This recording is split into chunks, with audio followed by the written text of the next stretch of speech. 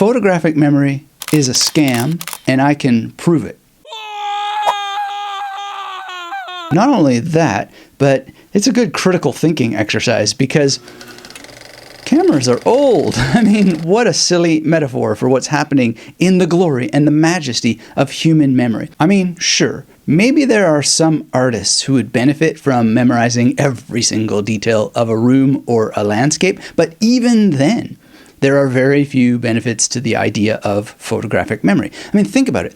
Serious artists make study sketches from photographs, not because the art is about what they see 100%. Artistic representation is about what you can do by combining the mind's eye, the physical eye, and your muscles in your hands. It's hand-eye coordination. So the practice of developing this is not just about the image. But let's say that you did want to memorize something like an entire book. Well, who would listen to you recite each and every word? There are so many students who say, I have to memorize every single word of this book. And I just think, what is this exam? And they either crickets, don't answer, or when they provide the exam that they need to memorize with such verbatim intensity, it turns out they actually don't. You could just memorize the keywords.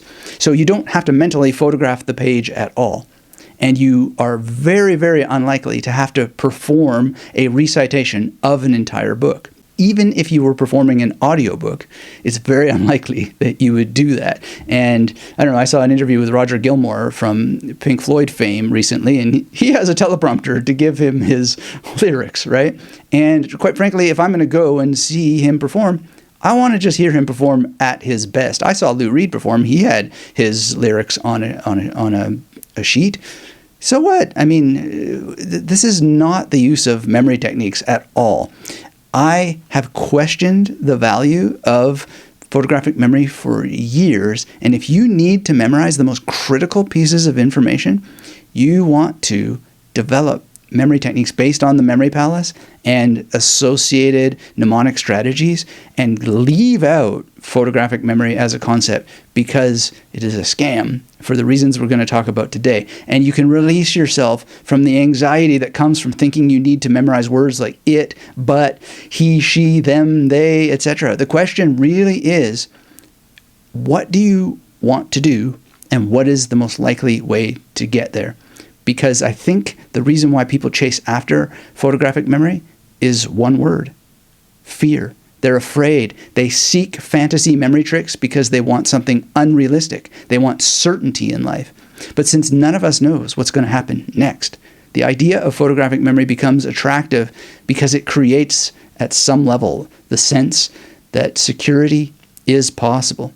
If you can remember everything, you'll be able to pass exams and never look foolish and always be prepared for debates. The best memory competitors I know have been in situations where they look foolish because even the best of the best forget, right? And they still do really, really well. So you can study successfully, you can avoid embarrassment in life, and you can succeed in so many areas when you use legitimate memory techniques that I'll talk about a little bit later today. But photographic memory is not realistic, and there's some strange research behind photographic memory that shows you exactly what I mean. So it probably first appeared, at least as far as I can tell, in a 1970 Psychology Today article by Charles F. Strohmeyer. The paper really comes down to the discussion of a supposed Harvard student named Elizabeth. And Strohmeyer claimed that Elizabeth could remember detailed images with great clarity. He even claimed that she could reproduce a stereogram with absolute accuracy or something close to it. And, some of the reports even wound up in Nature. Now, why is this research so questionable? Well, there's a couple of reasons, and one of them is that Strohmeyer proceeded to marry Elizabeth after the study. And the second of many problems with this study is that he never studied her memory again. Now, call me crazy, but let me ask you this. Wouldn't you think that a researcher who married someone with such extraordinary memory would make that person the subject of continual analysis for the rest of her life? In reality, The closest thing to photographic memory that exists is actually something called either eidetic memory or highly superior autobiographical memory, which used to be called hyperthymesia. This condition actually has very little to do with visual memory or even iconic memory. And so, the story of Elizabeth is just disappeared. And the reason why is not clear to me, but one of which is, so what if you can reproduce a stereogram? How are we going to use that in everyday life? Now, the first thing to note about highly superior autobiographical memory, at least in what I've done in terms of research, is that it's never about images. People can recite historical dates, names, numbers, and the facts are drawing much more closely on what we would call semantic memory and not visual memory. So it's not even remotely photographic. It's so far from photographic memory that, they had to keep changing the term. So from hyperthymesia to highly superior autobiographical memory. And the number one case really to look at is the one surrounding Jill Price, who is the author of The Woman Who Can't Forget. Now, if you've ever had the fantasy that you wanted to remember everything after hearing her story, you'll probably think again. As Price discusses in this book, her inability to forget information about the world and her personal life creates ongoing anguish. And that makes sense. If you've ever read my book, The Victorious Mind, I was pestered by memories about my life all the time. It's very, very destructive. And I don't think I had anything nearly as bad as what Jill Price describes, but it almost was the end of me. It's terrible to have to constantly think about your own life. And the doctors that Jill Price worked with and the scientists, they came up with this term hyperthymetic syndrome. And what exactly can Jill Price remember comes down to what we've already described. It's not really images. It's about her ability to recite the news of every April the 18th for 10 years in a row with reasonable accuracy. Now, certainly that's quite interesting. It's even amazing. But is it useful? Not really. I mean, you might have some call to do that if you're a political analyst, maybe. But can she do it without having certain factors that will come into play in a second? I don't know. The thing is that Price has said that she would never trade this ability for the world, but there's a contradiction because she also talks about how onerous it has been. And it's really just about recalling the aspects of her life relative to historical dates that she has noticed. So it's not clear that she's extended it to actually doing something in a way that would create a great career. There is a case of somebody who did quite well on Jeopardy! That's a different story and a different case, and we don't know enough about it. But it certainly doesn't look like photographic memory either. It looks like semantic memory, words, facts, etc.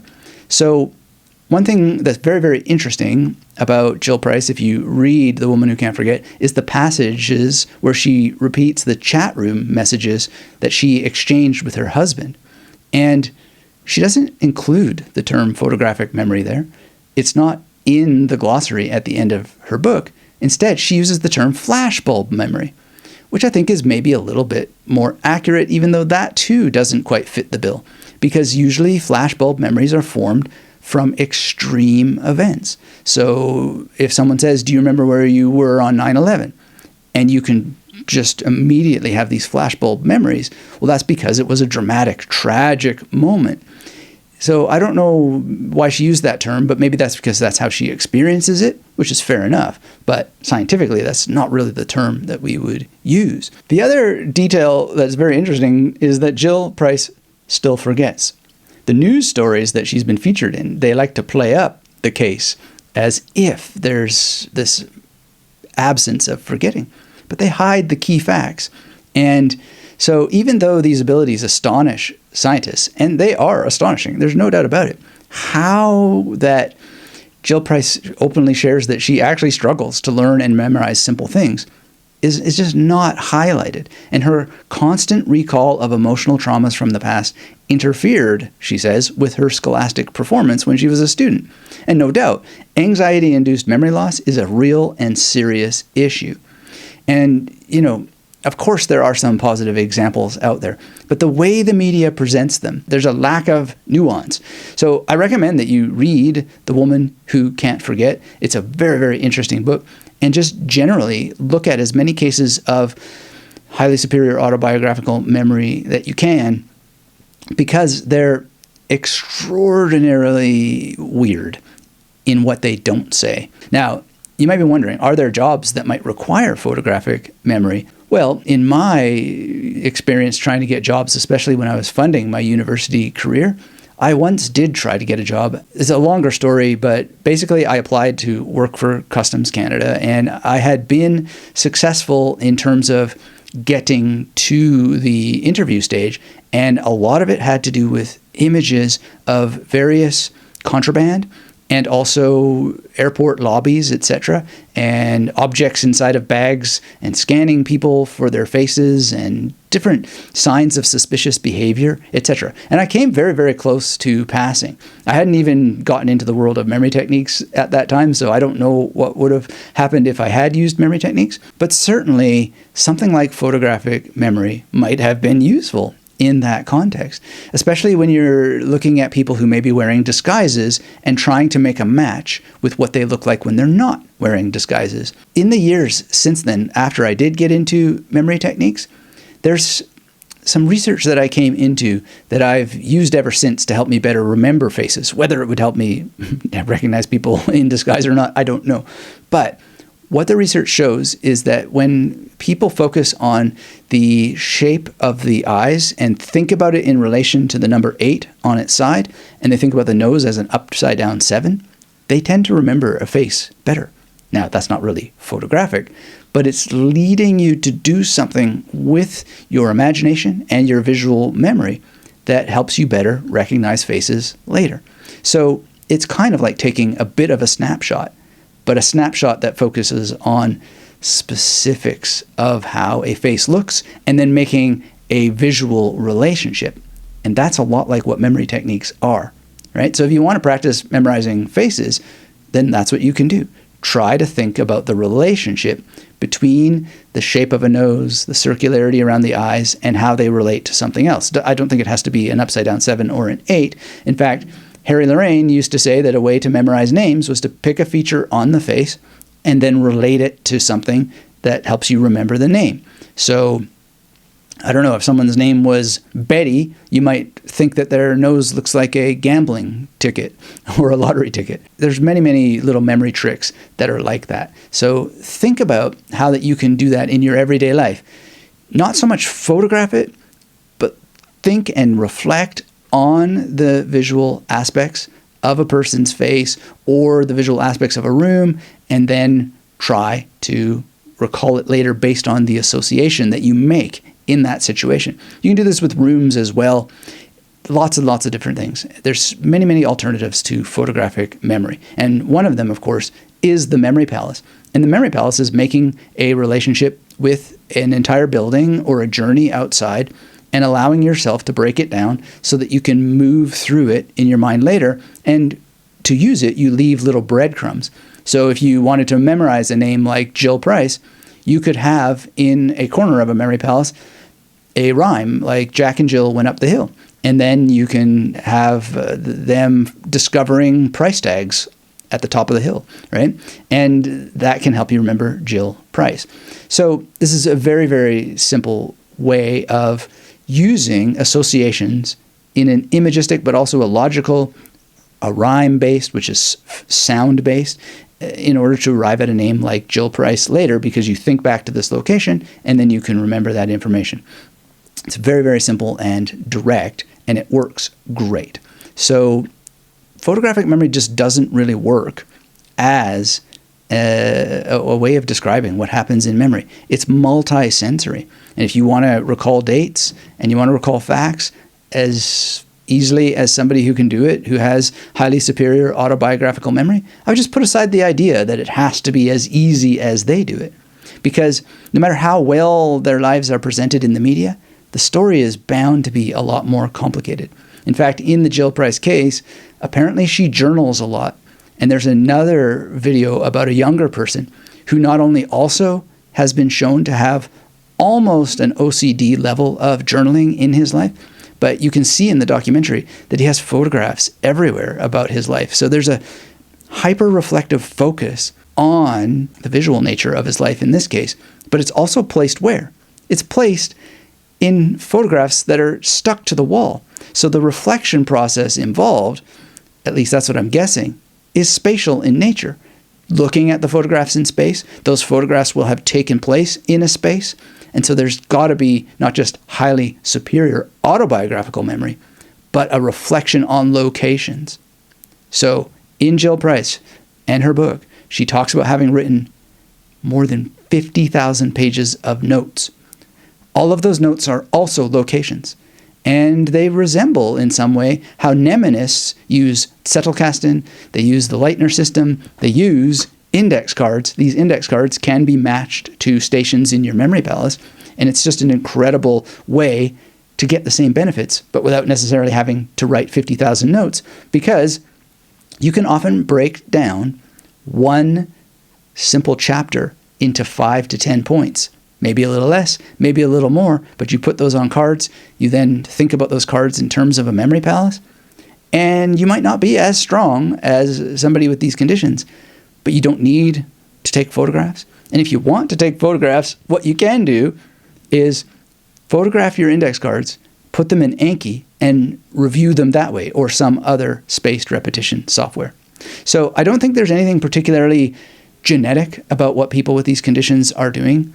I think that it's behavioral, and even if we had brain scans that would show what's happening in their brains, I think we would see that the emphasis is on the unconscious optimization of the ancient memory tradition, literally using space by putting notes in notebooks, in spaces, literally taking photographs of your own life and reflecting on them because those photographs have been put on walls in spaces. And then they're using spaced repetition because people with these unusual recall abilities, they repeat information almost obsessively. In fact, I've often talked about how I trained myself to have recall OCD in order to help myself learn faster and remember more. Except for it's not OCD, it's a discipline. And there's specific ways to optimize spaced repetition, one of which is to use a software and take photographs of your cards and review them that way. You'll have the benefit of having written out from memory or exercise your working memory as you write notes.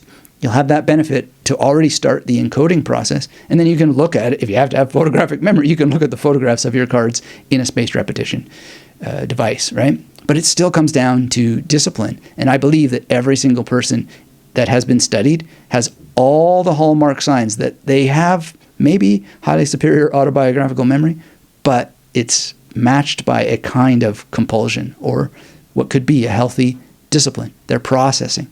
And you can learn to process as well. So another thing that you can do is tell stories. And a lot of these people are telling stories about their lives. And I know there's somebody who can recall Harry Potter, and I haven't tested that person myself to my satisfaction. The media representation doesn't quite do it for me. I'm a bit suspicious of how that it's all been edited together, but nonetheless, it doesn't matter. People can recite books from memory. That's not in question at all. Ashley Strand was on the podcast talking about his ability to recite the Book of Mark from memory. This can be done. So there's nothing particularly unusual about that to me. What's unusual to me is how these things are edited and then how people start to call it photographic memory when it's not really photographic memory. In any case, the point is Ashley Strand or someone being able to recite Harry Potter stories, etc., they're using story. Story is itself a kind of mnemonic. So if you want to learn how to use mnemonic stories and use something specifically called the story method that brings memory palaces together with spaced repetition, stick around and watch my video on the story method next.